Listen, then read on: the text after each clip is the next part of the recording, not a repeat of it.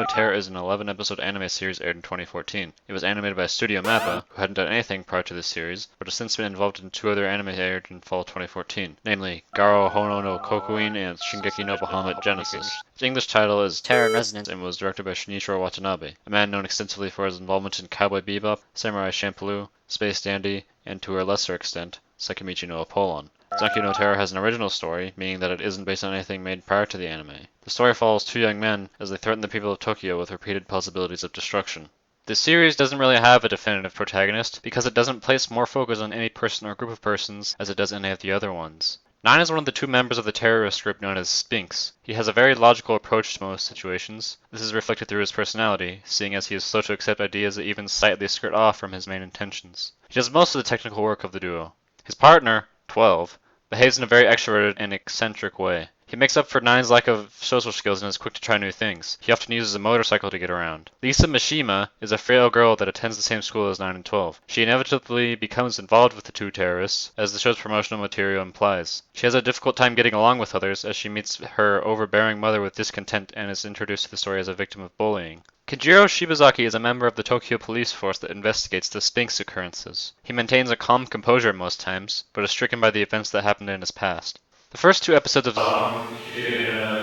Terror introduce the story environment in an exemplary fashion. The audience is given all the important info in a steady pace without having details blatantly presented. The viewer is given basic insight into what the main characters are like and what they're doing. From the very first minute that they're on screen, it's obvious that 9 and 12 have sharply contrasting personalities and that Lisa has social problems. The writers have no reason to verbally tell us these things, since the characters themselves are presenting them to us, while going about their actions as they normally would, just like a real person. This opening had me highly interested in seeing what would follow. Unfortunately, my amazement did not last long, since things began to go downhill after the introduction. For starters, Zankyou no Terror doesn't even follow its own logic. By this, I mean that the world that the story takes place in gives a very realistic feel to it, but none of the events that take place in it feel anywhere close to how they would in the real world. It's as if the show holds a glaringly serious face, only to be holding a bike horn behind its back that it repeatedly squeezes, much to the confusion of those in front of it. It's rather frivolous for a narrative to have such a serious tone to it, but depict a police force being completely unable to locate terrorists that purposely publicize most of their noteworthy features on the internet. Surely, there should be some way for the police to narrow things down and find these people, since 9 and 12 actually go to a local school and should be on record there. The characters miss the mark under the standards of effective writing. What we're given regarding each of the characters during the first 2 episodes is all we really know about them, excluding a few instances. None of these people have anything to them outside of their plot relevance and general behavior, which makes the show's structure seem stuffy and robotic. There's no drive to a story with no personality or emotional appeal.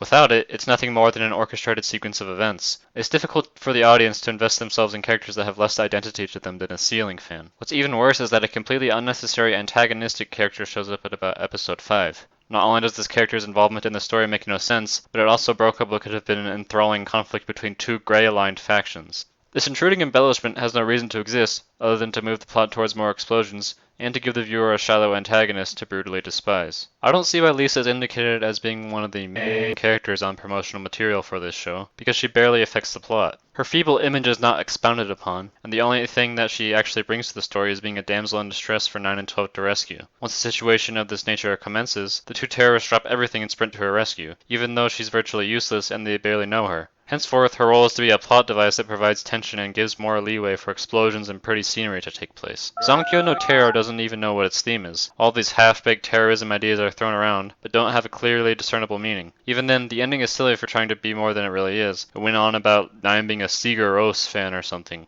It feels as if the writers were thinking up all of these amazing situations and ideas in their heads, but didn't properly connect them or add any human essence throughout. From an animation standpoint, Zankyou no Terror sits at the very top when it comes to its per-minute budget. All the characters move very realistically, being more lifelike than most other anime in existence, and careful detail is put into every inch of production. The distinct and lush designs give the viewer something to keep them occupied while droning through the dull story.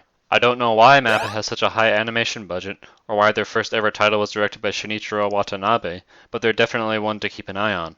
Revered composer Yoko Kanno wrote the musical score for this series, and she in no way disappoints. All of the tracks fit with the aesthetic and overall tone to an outstanding level. None of the songs on here come anywhere near being unmemorable or mediocre. There aren't any noticeable shortcomings in the voice acting. I initially expected Zankyou no Terror to be above average in terms of quality. This didn't come true, since it ended up being no better than mediocre. The characters are drab, the events of the story don't fit with its tone and style, and the overlying message is so vague that the narrative itself doesn't seem to know what it's doing. A completely unneeded plot point came up about halfway through, adding more fuel to the already teeming fire. The animation and sound quality is top notch, but this doesn't make up for everything else being subpar. It doesn't matter how magnificent the icing is, if the cake wasn't cooked for the right amount of time and was made using the wrong ingredients.